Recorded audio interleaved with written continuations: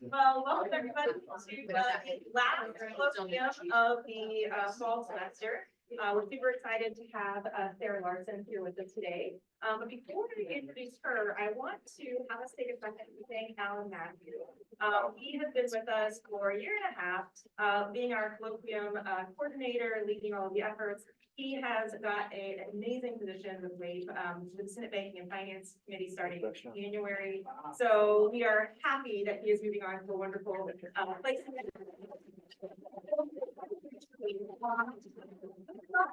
My doctoral students in the past. And so we went out on a limb and hired a first-year undergraduate student, Alan Matthew, to take on this position. And it has been incredible. He has been, and I'm sure everybody can say, all the speakers that have come, they all think he's a doctoral student.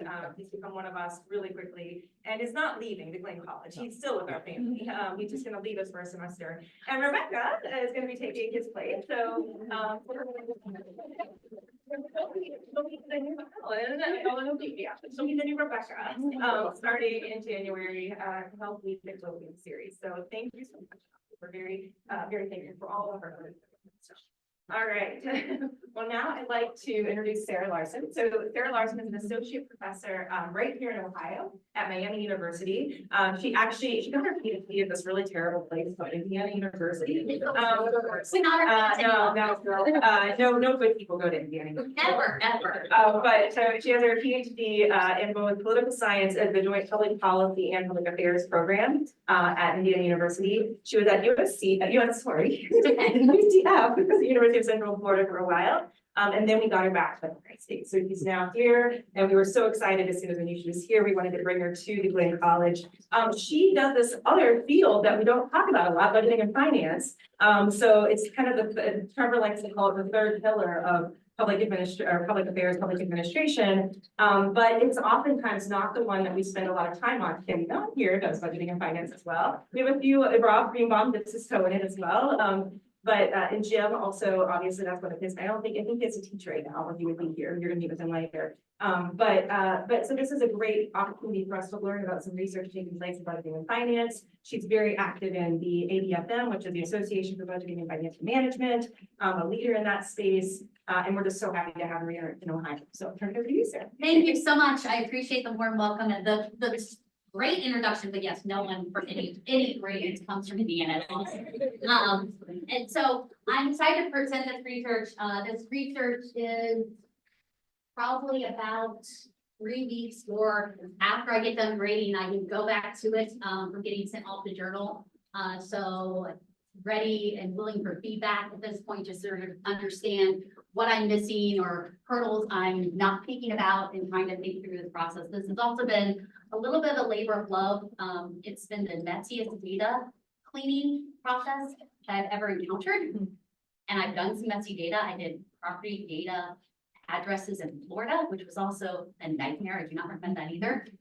So I'm looking forward to having clean data and moving forward with some other stuff with this. The title of this is Police Budgeting Strategies, What Still Works. This is cooperative work with Carl Garini, who's at Dalton State. He's an accountant and is a professor of accounting. And then Bruce McDonald and James Brunette were both at NC State University. So this came into being in part in a discussion that I was having with both Bruce and James, who called Jim, during the Black Lives Matter movement. And one of the things that we know is that police and spending for police, allocations for police widely vary. In fact, we see 1.23 billion being spent on police budgeting. Cities such as Raleigh, North Carolina, for example, spend about 17% of their budget on police budgeting. But you can have places like Fullerton, California, that spend about 75% of their budget allocations on police budgeting. So this can be a large portion of how much money that's spent by the municipality on just providing public services. And so the Black Lives Matter brought into this forefront the question of defunding the police movement, right? We need to reallocate these funds. We're spending them in a way that's not appropriate, and they can be used instead for social services. And so there are lots of examples that we saw of municipalities actually taking this call and changing their budgetary allocations. A couple of examples that are big cities, Austin, New York, Minneapolis, and Seattle, all cut their police budgets in response to the George Floyd murder. Albuquerque, New Mexico, as a result of this, started dispatching social workers, behavioral health specialists, to situations involving mental health or substance abuse. So we see very real examples of changes being made at the municipal level in budgetary allocation for police and safety.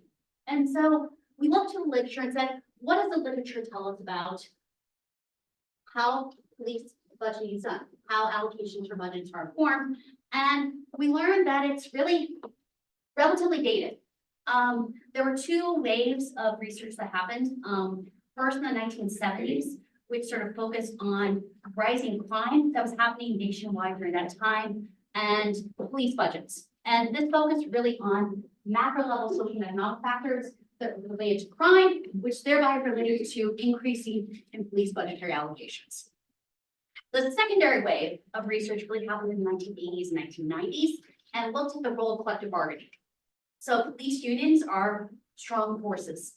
They engage in collective bargaining. And how does collective bargaining impact police salaries and benefits? In much of this literature cited up here that you can read, they found that those that had a collective bargaining agreement, those that had a union, had higher salaries, better benefits, and as a result, larger expenditures for municipality. So this really led us to two questions. First, what about the internal components? So what about the internal management components of the police department, such as the collective bargaining, impact their expenditures? So it's what we learned from the 80s and 90s still holding true today. And then second to that, how does that happen in concurrence with external crime factors? So the first line of research, I talked about the 70s, the rise of crime and how it led to an increased police expenditures. So how does internal and external components impact police budgeting, right? How does crime and how does the internal makeup of the police force impact this? This is looking through a theoretical lens of both internal and external factors. So internal factors include things like professionalization, how much they're civilized or not, agency size, institutional momentum, and governmental structure.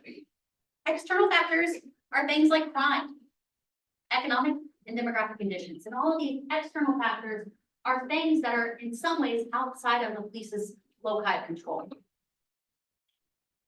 They cannot control necessarily demographic factors of the municipality that they're serving. So first and foremost, professionalization. There's been several pieces of research that have suggested that professionalization of public service is viewed as a positive source. This is why we have MPA programs to professionalize our public servants. And it's believed in the case of police forces to lead to better training, improved standards, as well as quality control. Colloquium in the 2001 piece found that that professionalization was a key objective of police forces. They want to be more professionalized. And Wilson and Garland found that departments that follow norms of efficiency and legalism had lower rates of serious robbery. So the more professionally they were, the less robberies they saw in their municipality. Separate from that is the question of civilization. So this is the item that came up during the Black Lives Matter movement. How civilized or militarized is your police force? And we saw a rise of using military gear, a rise of recruitment for military service members, that created perceptions in the public of paramilitarization of the police force. They were paramilitarized. And militarization has been seen to be tied with greater instances of excessive force by police. In contrast, a more civilian police presence within the department provided alternative responses and viewpoints to better outcomes and potentially more cheaply provided outcomes. This is sort of the central tenet of the defund the police movement. And we see some research that suggests that it's a cost-saving measure for agencies because they're able to use civilian employees who are potentially providing roles that were formerly occupied by foreign personnel. So to summarize, professionalization potentially leading to higher expenditures, more professionalized, better salaries, increased cost to the municipality. In contrast, civilization potentially is leading to decreases in police budgetary allocations. They're able to provide items more cheaply. And in congruence with this, we have the external factors. So the crime. There's minimal ability of the agency to actually control the crime factors happening. And community perceptions regarding the factors drive an interest in spending. So there are examples in the literature in the 1970s that show that increased criminal activity requires and calls for citizens and municipalities to suggest we need increased police force. And cities with more crime, we're taking police officers, more police officers mean increase in police expenditures. So a rise in murders, a rise of rapes, a rise of violent crime may lead to a citizen base calling to say, please put individuals on the street. Please have more patrols. We want to see an increased police presence as a result of the perception of crime in the municipality. So, where's the data coming from? The data is coming from two main sources, and unfortunately, these are very, very messy data. So, the first is the Law Enforcement Management Administrative Statistics, or the LEMAS survey. This is administered to police jurisdictions with some regularity. I'm using the four most recent waves of that, which is 2020, 2013, 2016, I'm sorry, 2007, 2013, 2016, and 2020. That contains a lot of the internal characteristics of a municipality, of the police force. The external crime data is coming from the FBI Universal Crime Reporting. I have that annually from 2005 to 2019. To give you an understanding of survey response rates, because like all things, surveys are surveys, about 25% of municipalities throughout the United States completed a full LEMAS survey in 2016. The LEMAS survey contains over 120 questions, so it is not a small undertaking for a municipality to do. So 25% is actually a pretty good response rate. Methodology. This is a quick test regression model with both time and precinct. I have natural logged the dependent variable, the operating budget of the police precinct, in part to deal with issues of size, differences in size. Because I have very, very small municipalities in here, and I have very, very large municipalities in here, such as Chicago, Atlanta, New York City. And so I needed to account for that. I then have a sort of tranche of independent variables. First and foremost, how professionalized is the station? I'm measuring that through, do they have a collective bargaining agreement in place at time? Officer characteristic, percent full-time sworn officers, percent female officers, percent male minority officers, and percent female minority officers. The minority officers are being thrown in because of existing research suggesting that there are variations in salary provided to minority individuals versus white individuals.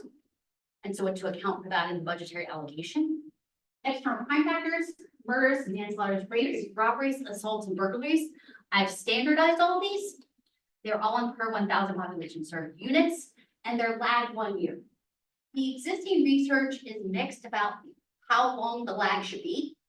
1 year, 2 years, a longer period of time. The lag is serving the fact that there's going to be a delay in how the crime impacts the budget. So an increase in crime may impact the budget in a subsequent year or a subsequent year after that. And so I tried both 1 year and 2 year lags. The 1 year lag fits a little bit better, so we're going 1 year lags. Civilization, several courses here. Do they have a Citizens Police Academy? Citizens Police Academies are training opportunities, which oftentimes end with a ride-along, and can allow them to become non-sworn officers that have to keep the peace. So in the case of Florida, I oftentimes saw people riding around in cars, patrolling neighborhoods that were not sworn officers that were just simply there to provide safety patrols. Do they have a community policing plan in place? So they engage with the community as relates to their policing. Percent part-time non-sworn officers. So these are individuals that are not sworn, that are part-time individuals that are there for things that are not violent in nature. These would be seen as social workers or mental health professionals that might go out on calls in the case of Albuquerque. And then percentage full-time civilization officers. These are individuals that are not sworn officers, but are full-time employees. These would be individuals that are not carrying guns or weapons that might go out for things like traffic accidents or provide safety patrols or be a school officer. These are all measures of non-militarization of the police force. So, some summary statistics. In my data set, roughly 61% had a collective bargaining at portion of time. Of the officers that are full-time, on average, about 6% of the police force was full-time for officers, so armed individuals carrying guns, traditional police. On average, they have roughly 7% female officer population, roughly 14.5% minority, and roughly 23% for women. Looking at the external crime data, for every 1,000 population served, roughly 3.8 burglaries occurred in any given year. Roughly 7.5 assaults, very minimal murders as you would expect, and even less in terms of manslaughter. And looking at the civilization measures, 27% had a civilian police academy present. 36% had a community policing plan on average. Of the part-time individuals, roughly 56% were non-sworn officers.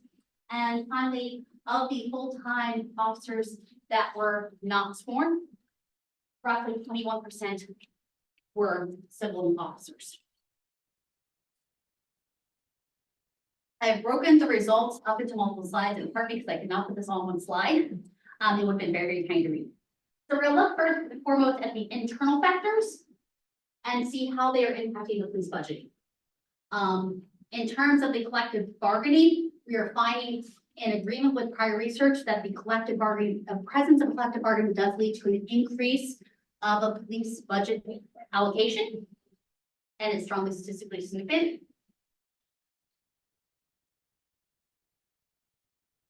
In addition, the percentage of full-time female minority officers leads to an increase in police budgetary allocations.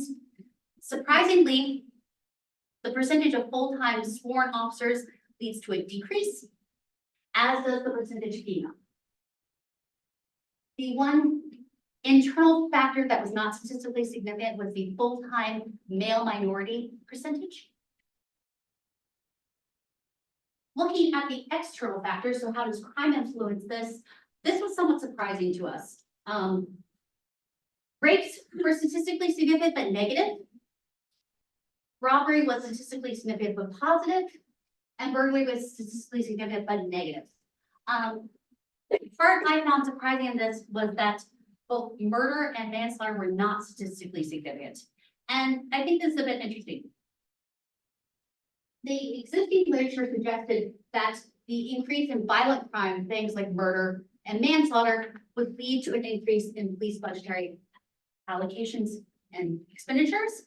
And we're finding neither of these. So we thought through the question of reporting. And so the stuff that we find that is statistically significant, robbery, is highly reported, in part because of insurance. So the need to report for purposes of filing an insurance claim in the case of a robbery. I should specify a couple things. I apologize. I'll take a step back. The model required that I'm using is requiring full municipalities that reported that were in here for every single year in both the crime data and the LEMAS data. And so that drops me down to 1,236 municipalities in total. Finally, the civilization. These were mostly statistically significant and positive in nature. So the presence of a citizens police academy and the presence of a community plan both led to increased police budgetary allocations, which is the opposite of what the existing literature is suggesting. In addition, the part-time non-sworn officers led to an increase in police budgetary allocations, again, in opposition of what existing literature suggested. And surprising, the full-time civilization officers had no statistical impact upon findings. So, what did we find? Professionalization matters. Having that collective bargain matters and matters statistically significant in a positive and increase in police budgetary allocations. Full-time sworn officers matter, but not in the expected direction. We expected it to lead to an increase in police budgetary allocation. They are more expensive, they've been around, they have higher salaries, we expect it to be a positive variable. In fact, it was not. Racial characteristics matter, except in the case of males. Violent crimes do not matter, except rape. Robbery and burglary do, and civilization does matter, but in the opposite direction of expected research. So, what are the next steps?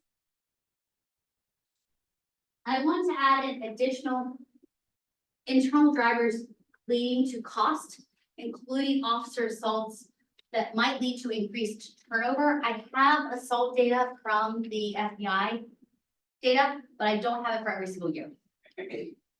Unfortunately. Inclusion of city-based characteristics as controls, income, unemployment rate, and education level.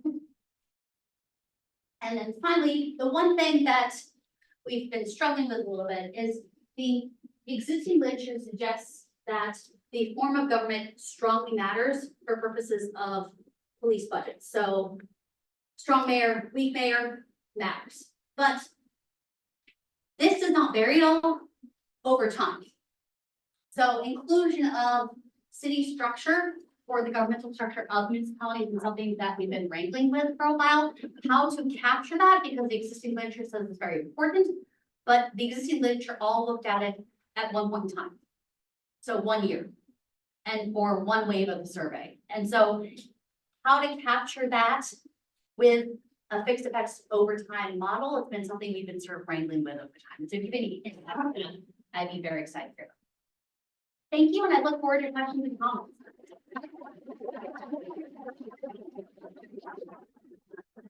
All right, let's open it up to questions. So could you clarify which fixed effects are in there? And then I might have a couple questions after that. So, fixed effects are for year and for the police municipality itself, and they are isolated at the police municipality level and flagged for the year. Thanks. So then I guess what I'd be curious to see is that some of those variables in there, I'm surprised would have a lot of variance across time. So for instance, like the police academy one, just as an example, it's got to be getting its identifying variation off of like some of these are beginning or going away. And it would be really interesting to see that in kind of like event time relative to when it went away and not, because given that there are fixed effects in there, the ones that like never vary, like that kind of influence will go away. Yeah. And it was really positive and significant. And so I'd be kind of curious, like what's driving that? Is it a trend that they're responding to? Or if it's a big sharp change?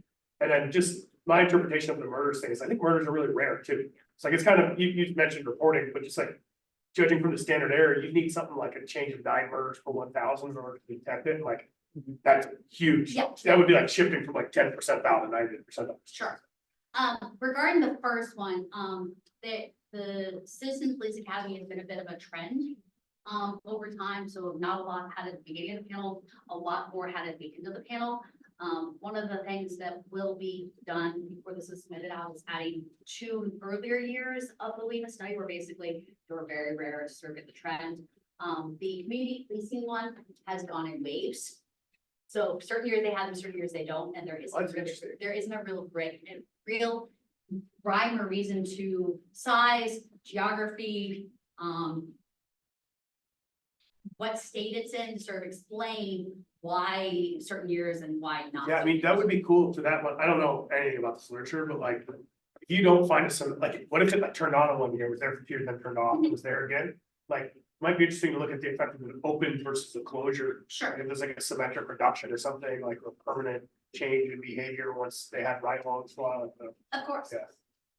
thank you. In terms of variation, but things like murder do jump around a lot They from do. year to year, but they're rare. Yeah. But what is more correlated are violent crimes themselves, and so are. I tested for correlation on these, Uh-huh. to make sure that I did not have an issue with that, and my highest correlation was 0.33. Huh.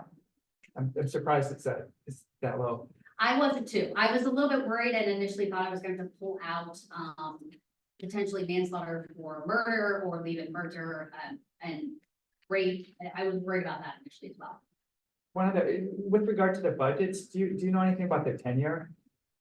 I'm sorry, can you, Do you know about the officer's tenure in the department, because that often leads to variation in salaries? they asked me a question about how long on average they've been employed, but of the response rate on that question is pretty abysmal. And so to add that in, I lose about half of my municipalities, which I've already lost a ton because they didn't answer all the questions I wanted or have report crime data for certain years. And so I would like that. I just don't know how to isolate that. Maybe that's a subsequent paper. If you're gonna add earlier data, it sort of makes this more relevant, but is this nominal or is this real data? The It's- budget? Real data. And is it a proportion of, or what do you know about the total municipality budget? I have the figure. The You've actual. got the police figure and the total. Mhm.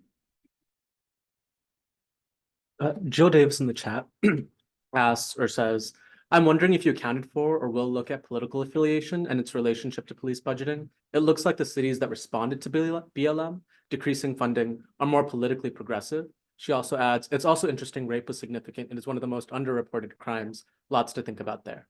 Yeah, the second point, we also sort of touched upon a little bit in our discussions that rapes are not reported. Some question of reporting with these is interesting. And so, yeah, that was a really interesting finding. Regarding the political question, the first question, yes, but it's hard to isolate it at the municipal level. If anyone knows a great database of municipal political affiliations, I would be all ears. Then we went to what we could do at the state level, but then with the fixed effects, it's not gonna play well. So any ideas on that, I'm all ears. I do not know a good database at the municipal level of political opinions over time to pull from. So I'm just wondering, to go back to the type of crime and the rareness of violent crime in general. So what is well, I'll start with the back end. So would there be a value in rolling all of those violent crimes up together into a category that's just called violent crime rate? And maybe even some sort of ratio of violent crime to non-violent crime.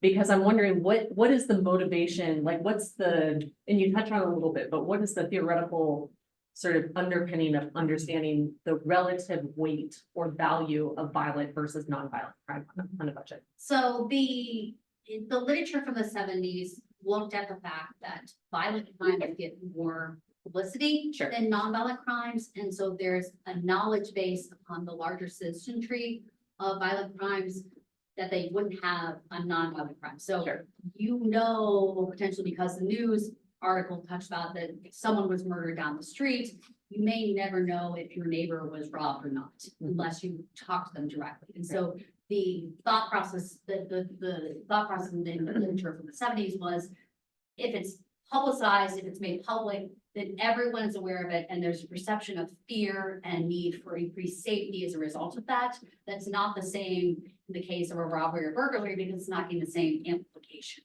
Sure. And so I think making a general violent crime issue variable might be something to look at. Yeah, because I would argue, I mean, I think all of the crimes that you had there, those are violent crimes. I mean, even as far as I understand, the difference between robbery and burglary is actually, there's an aggravated element to that, right? An element.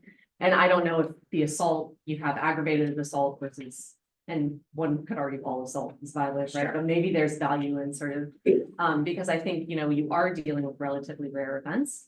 And it'd be interesting to see what the model, what influence that has on the model if you just treat them as a violent crime category. No, I'm excited to run that in and see what happens.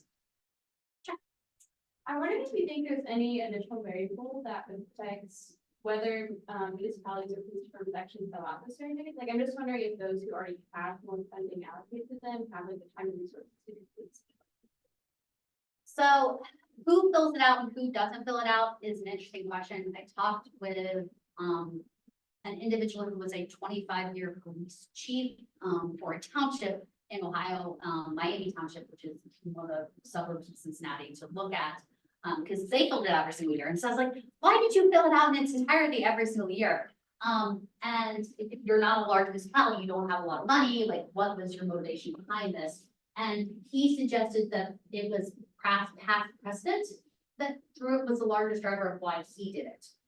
And so that leaves an example of one, but I think I have to potentially ask people about, why did you fill it out or did not fill it out for any given year? Could you compare the characteristics of the city that fill it out? Have you done that? Like, just look at some of the, if you have some administrative data on the cities, the size, the budgets that you can compare. So The filter hours to the. I looked at size and I looked at budget and there wasn't really a great story there either. So there must be something else, maybe past president, which is why I thought what he said was interesting. Sure. I'm curious about your collective bargaining variable. I'm more familiar with the unions in like a food and commercial worker context. But does the presence of having like the collective, like a CBA in a locality, like indicate that they're all involved in the CBA or within the union, or is there a percentage of people that are in the union that are not in each of the municipalities? So in the case of police departments, they oftentimes have their own separate union outside the municipal union and their own separate collective bargaining process. Of the individuals that are included within that, the part-time non-sworn officers would not be part of that collective bargaining agreement. The full-time officers are the only ones that are. And so they would be part of it, the other ones would not. Does that answer your question? Yeah, and just to follow up too, Sure. The rates structure within those, how does that fit within your panel data? The raise structure. Like for a UFCW, it would be like every 6 months, like this, or like the full-time people would get this, or like the part-time people that have worked here for this long or have these benefits would get this amount. So that would change based on the demographic of the work. And so I don't know that we've done a great job at capturing that, other than having the actual annual budgetary allocations in real dollar terms. And so I'd have to think through a bit more how to capture that. Yeah, there's just some interesting nuance, I think, with that based on like how people would, like I used to work in the grocery industry and we would really focus on like who we were hiring and who we would, like just our budgetary concerns were very focused on like the ratio of full-time to part-time labor. So I think that would be offer just a little bit of nuance for the long-term forecasting. Sure. Yeah, I'm curious about, and there's so much interesting stuff happening here. I'm curious just like what the descriptive trends are in the outcomes. So how do you see the budgets moving over time? And then I'm back to kind of Alex's question about some of the descriptive trends and some of the explanatory variables that you're looking at that are maybe over time. But I think that would be really, what do you know about the outcome over time in your period? And then So I looked at individual years. So I ran several models for each year to look at, do these trends hold in crime over time versus one particular year? So if I run just the 2016 or just the 2020 survey, do my outcomes change? If I run just the 2007, do my outcomes change? and then you would fix the fact component. I lost the fixed effect component as a result of that, but I wanted to look at, does this vary if I look at it one snapshot in time? Because a lot of the existing literature just looks at it in 1 year or one way to look at it. And in many cases they held. The one thing that is interesting is the budgetary dollars, the dependent variable increases over time. pretty significant. In terms of the crime factors, they remain relatively, they go up and down. There's waves and peaks in that, but I think having some graphics describing that would be a great addition to the paper. But that kind of triggers something about the proportion of personnel expenditures versus others, and I guess I presume it's a significant proportion, but the militarization argument that you used, right? I mean, there's a lot of infrastructure and equipment investment, and how much of that is are you capturing in that trend that you just did? The salaries and benefits tend to be roughly 70% of the police budget. A lot of the capital expenditure is happening through a debt process, and so it's seen on a separate capital budget versus a traditional operating budget. I'm looking at the operating budget. Debt for buildings, though, Buildings. not for equipment. In many cases, police cars in major municipalities are seen as capital expenditures versus operating expenditures. The couple exceptions to that are New York City. New York City puts their police cruisers on their operating budget because they turn them over so quickly. But in many other cases, they're Literally, as capital well as expenditures. figuratively. They are able to turn them over in any way, shape, and form. And so the problem that we saw with looking at capital in addition to just simply operating was that there isn't a uniformity in how they treat capital across the board. And so we just went with the operating budgets versus the capital as well. But that's something to look into. You probably can't do this because of your data limitations, but one other factor that probably matters is what neighboring municipalities are doing. If you buy a cool piece of equipment, the guys next door are gonna want it too. And same for personnel decisions. So I thought about that, but the data is messy at best. And so what I mean by that is that the Lemus data does not use uniform identifiers. So if you think about how to roll this up into a panel, you're gonna have lots and lots of, for example, Miami Township in Ohio, there are two of them. And if you want to look at identifying them, they don't list their zip codes because townships are technically not allowed to have zip codes in their mailing address for purposes of filling out the surveys. So I just have Miami Township. And so in the case of the crime data, they use something called OR9, which is an identifier for the municipality. The problem is that police forces are allowed to have multiple OR9s. And so, for example, Chattanooga has 7, and Chicago has about 14. And so they're not uniform in using the same OR9 across the Lemus data and across UCR data. And then when I go to the address for certain years, it's the name of the precinct is actually the address variable. They filled it out wrong. For certain years, I don't have zip codes for everything. And so it's really hard to get a location in a clean way, if that makes sense. Yeah. Sure. Given the years that you're looking at here, I'm wondering if in your next steps, there's any way to get at how people are getting the information that could inform the calls for budget increases, because between 2007 and 2020, right, the role of social media and how crimes are communicated shifts a lot. And it could be the case that recency bias or proximity bias could be prompting people to respond to something like a robbery or, you know, the likelihood that this could happen to me versus, you know, another more violent crime. And it seems like across those various years that could be influential. Yeah, no, that's something definitely that you need to look at. Sure. Yeah, and to add to that, the increase in home security systems as well, like if you have Ring, you can see the different crime that's occurring within your neighborhood. And so people are more aware of regular crime that's happening that might increase their likelihood of reaching their budgets. And I don't, at least in the, this is completely with the anecdote, at least in the case of me, my ring notifications are all people asking if they heard random noises. I don't know if everyone else gets that, but it's like, did you hear this noise at like 2 in the morning? What was that? And then everyone responds, call the non-emergency line, ask the cops.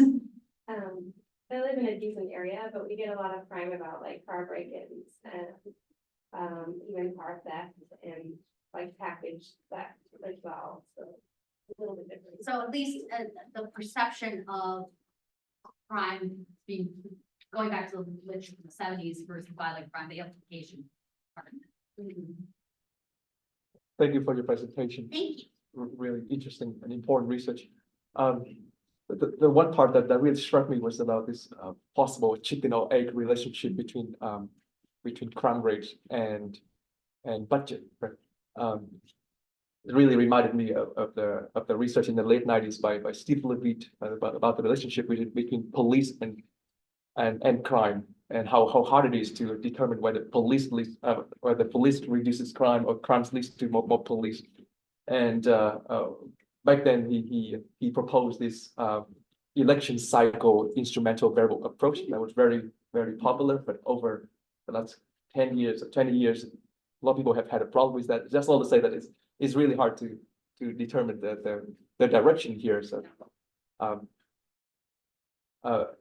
So I'm not sure what to do to determine the exact causal relationship here, but I've seen that some people would try to test it both ways to have a relative idea of this. So in this case, your model is really about using the lag crime rate to predict future budget. But I was wondering as a extra analysis, as a robustness check, you can just revert that to see what the relationship looks like. No, that's an excellent robustness check. I can reverse that. Look at that.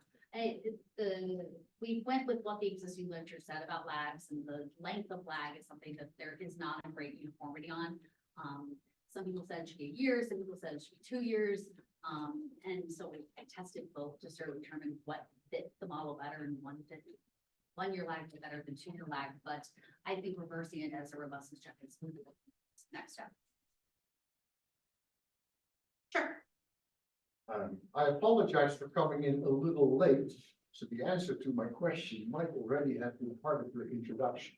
I was puzzled with the use of the word civilization. Why would you not say civilian or non-uniform definitions in the police code?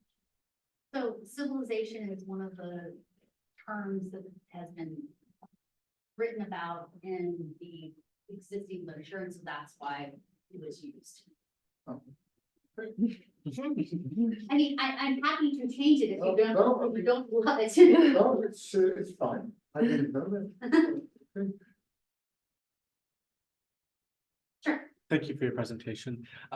Unfortunately, this won't be immediately relevant, but at least I've seen something called the Financial Data Transparency Act. It's a legal and regulatory push. It'll take a number of years, but as just one thing for like the data availability, one thing it's trying to do is to relatively standardize and make machine readable a lot of municipal financial budgets. Again, years off, but at the same time, in case. It's actually not years off. Okay, because it's in the process of that, I understand, but there's still municipalities that are still trying to adopt it. That's what my understanding is. So the GFOA, there's been a couple approaches to try to get municipal data is notoriously hard to get. It's all PDFs. They never get put in Excel. It's not easy to export to an Excel spreadsheet. They make our life horrible in this regard. And so the GFOA, the Governmental Finance Officers Association, has spent a significant amount of money in concord with individuals at Rutgers to machine learn, read all of it, and then they're going to make it publicly available. The first tranche of it should be available mid next year. There's a separate group out of Arizona State that are looking to employ students to collect it. So they're wanting to have a massive wave of all public budgeting and finance individuals to have an assignment where the students collect it as part of the assignment, and then it gets rolled up into a spreadsheet, and then that's how we're going to get it. And so I think there's going to be a lot more availability in the near future between the two. Thank you. I have a question kind of building off of Long's point, like, so you, I think you said percent unionized was one of your variables, for example, and that was very positive, is that right? Yeah. But I get back to like this, is it with chicken and egg, like which causes which, right? Because you're actually measuring that contemporaneously and you didn't leg it. So I'm curious about like the decision to not leg that and the other variable, why not leg them as well? Or, because it seems like, you know, really, it's. Sure. So in the case of the collective bargaining, the argument as to why I didn't lag it is because I only observe it every cycle of the Lima survey. I only observe it annually. So lagging it would be a major lag. And it's not ideal. One of the things that's getting rolled into this, before it goes out is something called a CALIA accreditation. So the accrediting body for police forces is CALIA. And they, do cycles much more frequently than the Lima survey. And so I can look at annually, do they have CALIA accreditation or not? And then that might get to more variation and be able to lag, but